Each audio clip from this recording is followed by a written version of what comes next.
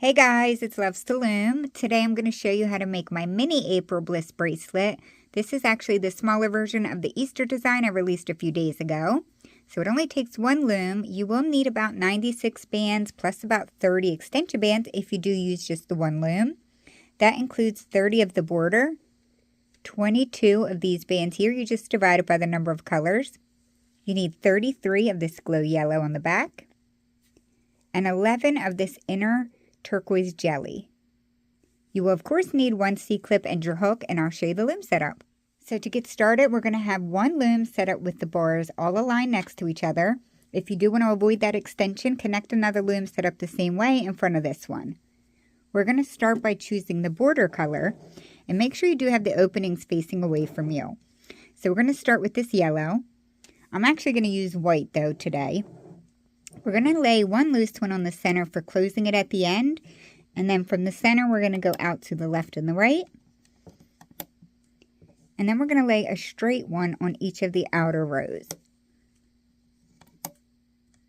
So now we're going to switch colors, but keep that color close because we're going to alternate. And now we're going to start laying these bands here. So I'm alternating 3. I'm going to start with the blue. When we lay these bands, we have to lay them as double bands. So make sure you have 2 of them. And we're going to start by connecting it to the right side. Now we'll go back to laying the straight ones on the outer rows. And now we're going to grab our double bands again. I'm going to switch to pink this time. And we have to alternate which side we lay them on. So this time I will lay it on the left side. And now once again, we'll go back to laying one of the straight ones for the border. And now I'm going to grab purple because I'm going to alternate 3. And this time we're going to connect it to the right. We need to keep alternating which side we connect them on. So lay your straight border and then your horizontal. Just don't forget that they need to be double banded when you lay those. So if you are using just one loom, you're going to be laying 12 of these straight ones. And then we're going to bring it in at the end. If you are using 2 looms, you're going to lay 24 of them and then you'll bring it into the center. So keep getting these laid, and then I will show you what mine looks like when I get down to the end. So once you're done that, you're going to close it off by bringing the border bands connecting into the center. And your last double bands should end on the right side. So push those down and come back to the beginning. We're now going to lay some bands that you see more on the back side, which are these glow yellow. I'm going to use this neon yellowy green. And we're going to start on the second row, laying a band connecting to the middle. And now is when you're going to actually see the pattern. So we will lay a diagonal band going out to the right, and then connecting another one into the middle. We're going to repeat that, but going in the opposite direction. So we're going to go diagonal to the left this time, and then connect it to the middle. We're going to repeat that, and we're going to go to the right this time. So diagonal to the right, and connect to the middle. We're going to keep alternating back and forth. Diagonal and middle.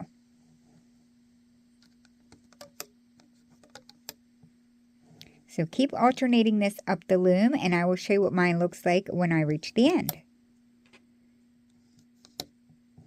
When you guys do catch up and you get to the end, it will look like this with your last diagonal band going to the right. You will not lay any horizontal band after that. So push them down some in the middle. We have to add some cap bands. So starting on the second row, we're going to wrap a regular cap band wrapped around 2 times. And we have to do that to all of the center pins except the very first and last row. So go all the way down the row and get them on. When you do have them all on, this is what it will look like. So all of the centers are capped. We're going to temporarily turn our loom around now. And we're going to do a little bit of looping before we lay our last set of bands. So all we're going to be doing is going inside of the cap bands that we just laid and looping them out. So here's my first cap band on the second row. You're just going to go in and loop the diagonal band back to itself. You're going to go back into that same cap band and loop the next one back to itself, which is to the right. Come up to the next center cap band, and we're going to do the same thing.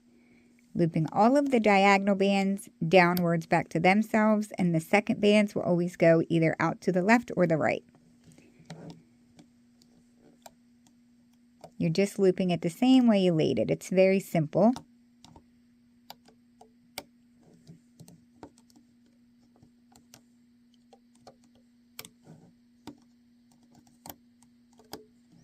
So go ahead and get all of these zigzag looped out, and then I'll show you what we're going to do next. So once you get caught up looping that, you're going to want to focus on pushing the center row down, and then we're going to turn the loom around because we do have to lay one more set of bands. That's going to be this jelly turquoise that's in this bracelet here. I'm going to use more of a teal today. But this part is a little tricky. I'll give you an explanation. We're going to be stretching this band across 3 pegs like this, but we have to go around the middle one. And we're going to alternate which side that band goes around. I'll show you what I mean. So starting on this first center pin, we need to go around the side of the second one and then connect it to the third. For the next one, we're going to back up from where we end it, and that's where our next one is going to start. But this time we need to go around the left side of that middle pin and then connect it to the third one up from there. And we're going to keep alternating which side we go around with the band. So we ended here, back up 1. This is where we're going to connect our next one. You're going to go around the right side of the next pin and connect it to the third pin up from there. Back up, go around the left side of the next pin and connect it to the third pin above that. So I know it may look a little crowded. Just really take your time here. Make sure you keep backing up and alternating which direction, because this part is extremely important for your bracelet to come out correctly. So keep backing up. You can identify which way you're supposed to go around the pin if you forget, because for example, I'm about to lay my next one. If I forget which way I just laid it, I can see that the band is coming from the left. So I obviously know that I need to lay my next one going around the right. So hopefully that's helpful, but go ahead and continue getting these laid, and then I'll show you what mine looks like when I get down to the end. Once you do get those all laid, the last one is going to be going around the right side of the second to last pin. So here's my last band here, and it's going around the right side. So that's what it should look like. Hopefully that wasn't too challenging. We're going to push those down, turn our loom around, and we're going to grab one more of our very first color, which is our border color, and we're going to place one cap band on the front center pin, like so. And now we can start the rest of the looping. So we're actually not going to start looping out of that cap band just yet. We need to flip over the double bands on the outer rows. So coming right here, you're going to grab both of those pinks, just pull them over the pin and let them go, and it sits right on that band. Every other row has those double bands. You can alternate which side if you want to grab the blue and then just go like that. I'm just going to go up the left side, and I'm going to keep grabbing those double bands and flipping them over the pin like this.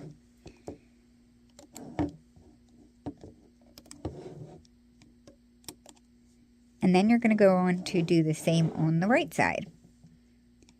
Same process, just flipping them both over. So go ahead and get those flipped. So now we're going to come back to the beginning after they're all flipped over. And we're going to start looping out of the center. We have to loop the other side of those double bands, and we're going to loop them out from the center. So on the second pin here, you're going to reach in, and out of the double bands, only grab the top one. The top one is going to go directly to the pin right next to it. You're going to go back in and grab the next one, and that one is going to go diagonally upwards to the pin above it. If you guys made my bigger version of this bracelet, we did do the looping here a little different, so it is meant to be different in case you're wondering. We're going to come right up to the next pin. We're going to go in here, and out of these two, you do have to actually watch those jelly bands on top. There is a band that you have to move, so make sure you're getting in front of that. I'm going to grab the top blue out of my double band, bring it to the pin right next to it. This time it's going to the right. Go back in, grab the next blue, and bring that diagonally upwards. We're going to alternate which side we're looping these to. Just always make sure you're bringing the top band to the pin right next to it, and then the diagonal one, only because it helps it lay better. Now sometimes these bands get a little too twisted amongst each other. I do try to keep them separate like that for it to look better in the end. That's just something I nitpick about. It's not crucial for the bracelet to actually come out correctly. So we're going to just keep alternating this part. I feel like this part's pretty straightforward. We're just going to keep looping all of these out, staggering which side they go to. Okay, so I did jump ahead, and this is what it looks like after all of mine are looped out. So much faster than my bigger version, that's for sure. But we're going to come back down to the beginning, and now we're going to loop the border, which is very straightforward. So going into this cap band right here, you also have to push back that teal jelly, and then you're going to grab this horizontal border, loop it to the left, go back in, loop the next one to the right. It doesn't matter which border you loop up first, I'm going to do the left.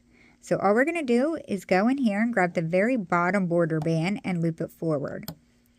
That's all we're going to do all the way up. You're going to keep reaching in and grabbing that bottom white and looping it up. Just pay attention because some of them do have a lot more bands on them.